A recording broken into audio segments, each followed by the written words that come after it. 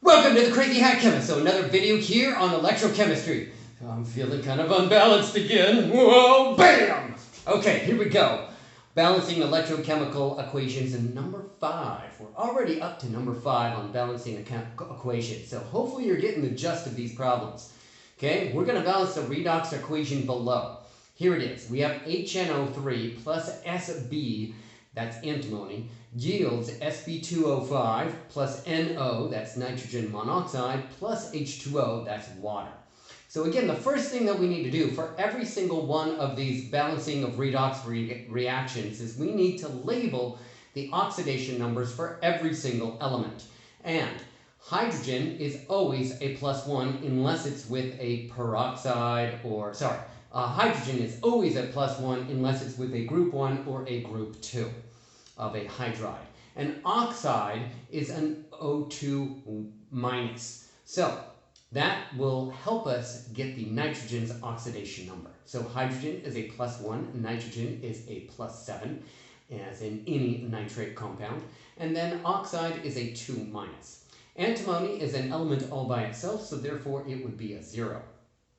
On the product side, we have Sb2O5, and the oxygen is a 2 minus, and there are 5 of those, so that's a total of a 10 minus charge. And then there are 2 antimony, so that would give us a 5 plus for each of those. And the oxide, like I said, is a 2 minus. We already got the nitrogen monoxide on a previous problem, but it's based on the oxygen being a 2 minus, and there's 1 nitrogen and 1 oxygen. So that nitrogen is a 2 plus, and the oxide is a 2 minus. Hydrogen is a 1 plus, oxide is a 2 minus. So now what I've done is I've labeled every single element's oxidation number. Now what I'm going to do is find out which 2 elements undergo a change in the oxidation number. One of those elements is nitrogen, the other element is antimony, that's Sb.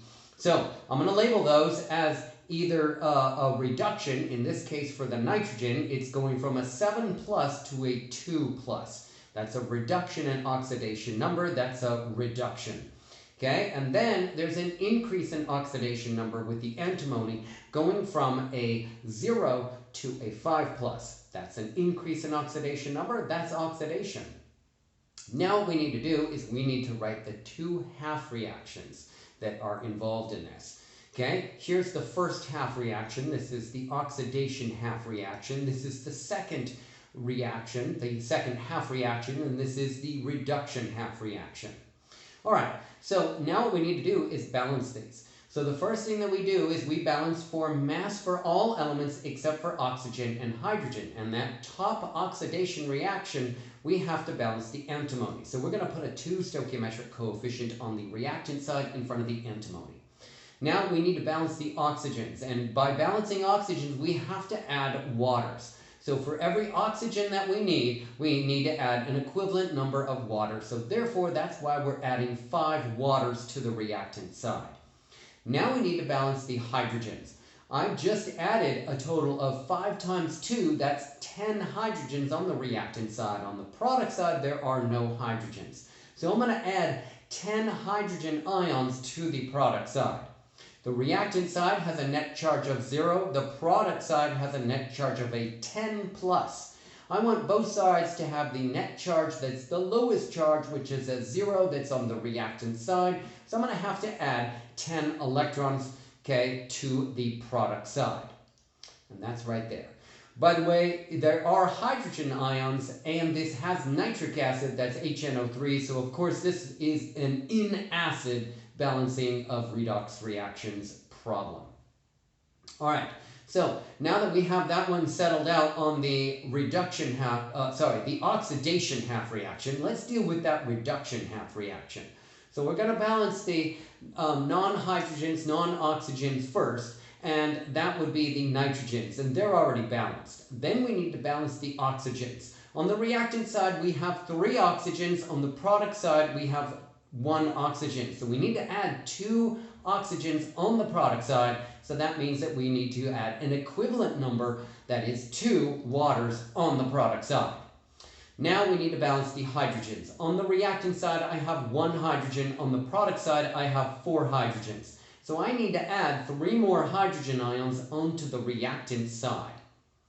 Okay, now we need to balance for charge. On the reactant side, we have a net charge of a 3 plus. On the product side, we have a net charge of a 0. I always go towards the lower of the two charges. That means the product side has a 0, which is the lower of the two charges. I'm going to have to add, I always add, I'm going to have to add 3 electrons to the reactant side. Alright, now you should see that I have electrons on the reduction half reaction that are 3, on the oxidation half reaction that are 10. And I need to balance those or cancel out those electrons. And in order to do that, I'm going to multiply the top equation by a 3, the bottom equation by a 10. Okay, that will give me a total of 30 electrons on both the reactant side and the product side, of which case I will be able to add up the two equations. So what we're going to do is distribute that 3 and distribute that 10. So here it is distributing the 3. I'm going to have 15 waters plus 6 antimonies, 3 Sp2O5s, and 30 hydrogen ions and 30 electrons. Now distributing the 10 on the reduction half reaction, I'm going to have 30 electrons, 30 hydrogen ions, and 10 nitric acids, that's HNO3. I got 10 nitrogen monoxides and 20 waters.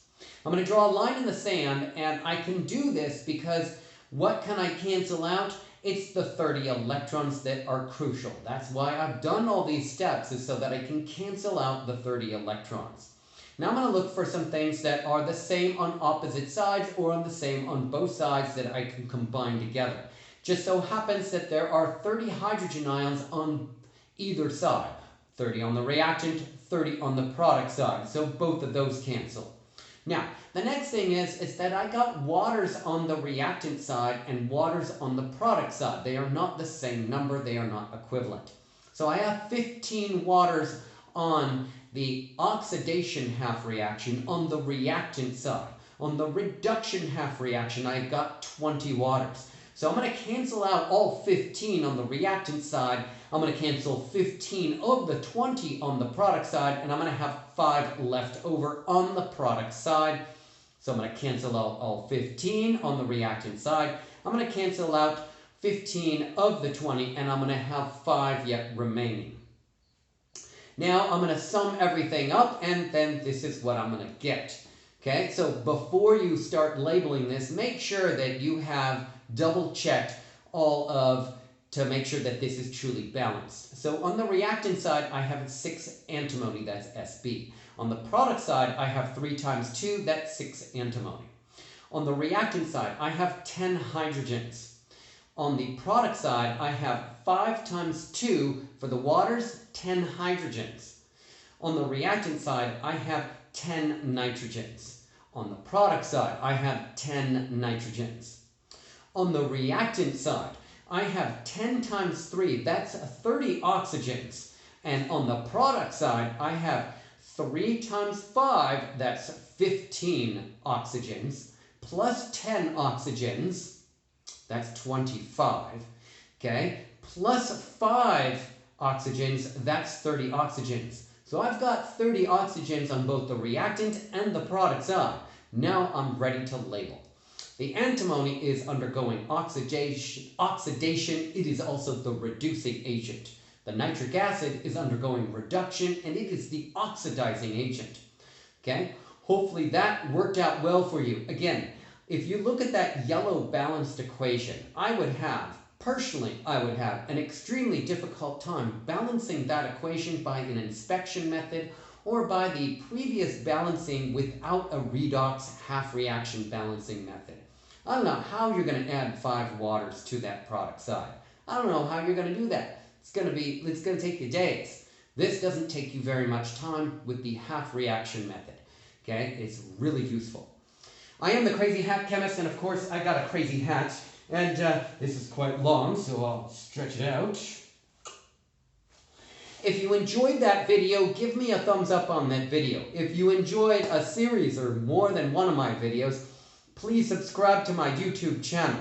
And if you know of anybody that needs chemistry help of any kind, whether it's high school or collegiate level, in the general chemistry realm, please pass on my videos. They're very helpful, very useful. Okay, subscribe, give me a thumbs up, and you can also always find me and on the web. Look at my website and get yourself a sticker or a t-shirt.